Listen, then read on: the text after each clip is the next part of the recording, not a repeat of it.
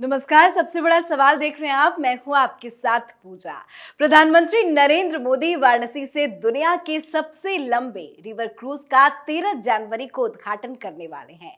वाराणसी से शुरू होकर बांग्लादेश से होते हुए असम के डिब्रूगढ़ तक के सफर में ये क्रूज 3200 किलोमीटर की यात्रा करेगा। 50 दिनों की यात्रा में लग्जरी क्रूज पर सवार यात्री देश के 27 रिवर सिस्टम से होकर गुजरेंगे। पर दुनिया का सबसे बड़ा रिवर क्रूज एमवी गंगा विलास अपने सफर पर अभी निकला भी नहीं है कि राजनीति ने अपना रंग दिखाना शुरू कर दिया है। मोदी सरकार के इस ड्रीम प्रोजेक्ट का विरोध शुरू होने लगा है, जिसमें बिहार ने सबसे पहले अपनी उपस्थिति दर्ज करवाई है। बिहार के सत्ताधारी नेता क्रूज के रास्ते में ब्रेकर बनकर खड़े होने लगे हैं। जेडीयू के राष्ट्रीय अध्यक्ष ललन सिंह ने इस क्रूज को बिहार में रोकने तक की बात कह डाली। पर सवाल यह है कि क्या नीतीश सरकार मोदी के रिवर क्रूज को रोक पाएंगे? आज इसी पर चर्चा करेंगे। बातचीत के लिए मेरे साथ स्टूडियो में मौजूद हैं कैपिटल टीवी के editor in chief doctor Manish Kumar. Doctor साहब, बहुत बहुत स्वागत है आपका। धन्यवाद। मोदी सरकार के इस ड्रीम प्रोजेक्ट को क्या नीतीश सरकार रोक पाएगी? देखिए, रुकेगा तो नहीं ये, और अगर कोई इसे रोकने की कोशिश करेगा तो उसके ऊपर सरकार को कार्रवाई करनी चाहिए जी। इस तरह की दुष्टता और इस तरह का तमाशा और इस तरीके से विघ्न डालने का काम, चाहे वो कितना बड़ा नेता क्यों ना हो, ये अलाउ नहीं किया जा सकता। कल कोई सिरफरा, पागल, बेवकूफ आदमी ये कहे कि भाई वंदे भारत हम चलने नहीं देंगे, ये प्रधानमंत्री मोदी ने इस ट्रेन को शुरू किया है, ये मेरे राज्य में नहीं चलेगा। अब कोई पागल हो, डकैत हो, नक्सली हो या फिर मुख्यमंत्री हो, उसका तो इलाज करना पड़ेगा। बिल्कुल करना होगा। ललन सिंह ये जेडीयू के नए नए राष्ट्रीय अध्यक्ष बने, जिस मूर्खतापूर्ण बयान इन्होंने दिया है, उनकी दलील जो मैं सुन रहा था, माथा पीट रहा था मैं। ये ठीक वैसे ही है। मैंने इन लोगों को देख के घिन आती है। आप देखिए, कोई आजकल टीवी सीरियल बहुत सारा चलता है, फैमिली वैमिली, मैं तो देखता नहीं हूं, लेकिन हर सीरियल में जो विलन होती है उसका दूसरा कोई काम ही नहीं है, हर बार निगेटिव काम ही करेंगे। भाई, राजनीति में कोई क्रूज चला रहा है तो आप कम से कम नाव ही चला करके दिखाओ, काम करके दिखाओ ना। तो मैं तो आऊंगा इसके डिटेल पे बाद में, लेकिन उन्होंने कहते कि भाई हम तो चलाने नहीं देंगे। वो कहीं कोई लोकल जगह पे वो भाषण दे रहे थे, जो पहला वीडियो आया उसमें वो कह रहे थे कि पैसे की बर्बादी है, लुटाया जा रहा है। भाई, पैसा तुम्हारा है, तुम्हारा पैसा है, केंद्र सरकार की योजना, केंद्र सरकार चलाएगी, पैसा लूटेगा लूटेगा। तुम कौन हो? मंत्री नहीं बनाया गया तो सारी राजनीति इन्होंने शुरू कर दी। सबको देश में रेल मंत्री ही बनना है ना? तो ललन बाबू ने कह दिया कि भाई ये तो पैसे की बर्बादी है, ये शो किया जा रहा है। अरे भाई, तुम भी शो करो, कौन मना कर रहा है? नीतीश कुमार जो समाधान यात्रा पे निकले हुए हैं, वो शोबाजी नहीं है, वो क्या है? समाज सेवा है। अब एक बार तुम मुंह से निकल गया, गलती हो गई, मूर्खतापूर्ण बयान आ गया, तो बढ़े चढ़े आरजेडी वाले ने भी कह दिया कि नहीं इसका विरोध करेंगे। क्या विरोध करोगे? गाड़ी रोक दोगे क्या? गंगा में उस क्रूज को आप रोक देंगे क्या? फिर जेडीयू के भी लीडर आ गए, कांग्रेस भी आ गया, सब लोग आने लग गए कि भाई इसको चलने नहीं देंगे। भाई, चलने रोक के दिखाओ, रोक के दिखाओ, जनता भी देखेगी भाई कि कितना नीचे ये जंगल राज के कलाकार सब गिर सकते हैं। दिक्कत क्या है? राजनीतिक तौर पे सबसे बड़ी चीज, वो क्रूज जहां जहां से गुजरेगा, लोगों को तारीख, समय सब मालूम होगा। हर शहर के बाहर लोग आकर के उसको भीड़ लगा करके देखेंगे मोदी जी ने क्या चला दिया, और सब बोलेंगे कि देखो भाई मोदी जी तो विकास कर रहे हैं। ये नौटंकीबाज लोग जो है अपना परिवार और माल कमाने में जुटा हुआ है। दिक्कत इसी बात से है। यही दिक्कत है। अब कुतर्क देखिए, मैं सुन रहा था, बोले भाई बहुत गाद है गंगा के अंदर में, बक्सर से पटना आने में जितना समय लगता है उससे तिगुना समय लगता है पटना से फरक्का जाने में। बस तिगुना डिस्टेंस से तो 3 बार लगेगा ही। मैंने क्या ये आदमी को अपने इलाके के बारे में मालूम नहीं है? अपने इलाके के, मैंने ये मूर्खता की बात देखिए आप, मैं तो आश्चर्यचकित हूं। सब लोग कहते हैं माननीय ललन सिंह, इधर खोपड़ी खाली है। भाई बक्सर से पटना की दूरी कितनी है? गंगा नदी में अगर नदी अगर नापे तो 150 किलोमीटर। सड़क से घूम घाम के भी आएंगे तो 180 किलोमीटर, उससे ज्यादा नहीं।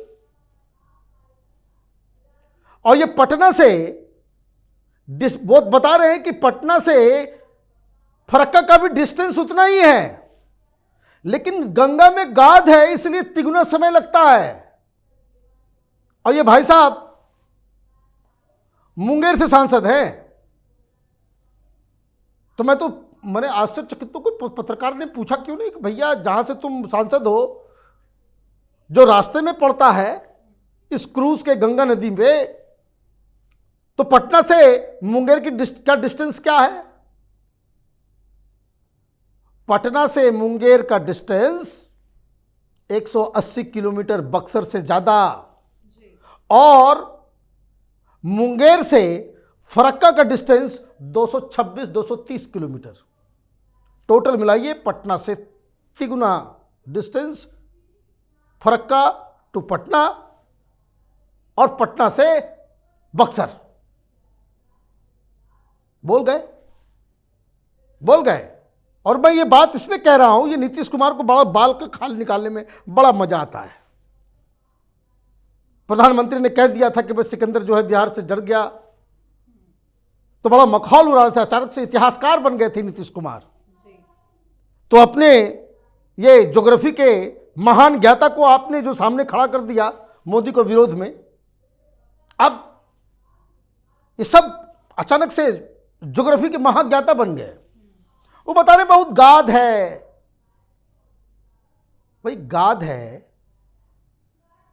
तो तुम्हारा ये क्रूज है, तुमको किस बात की चिंता है? तुमको अगर दिक्कत है तो तुमको तो चुप होना चाहिए कि अच्छा है, सुल्तानगंज के पास बहुत गाद है तो फंस जाएगा शिप। भाई ये क्रूज रास्ते में फंस जाए तो किसकी फजीयत होगी? मोदी की फजीयत होगी ना। 13 तारीख को वो हरी झंडी दिखाए। भाई ये काम किसका है? जो चला रहा है, जो लोग लगे हुए, भाई जिसका जो काम आप काम करने दो, आपके ऊपर क्या दायित्व है बकवास करने का?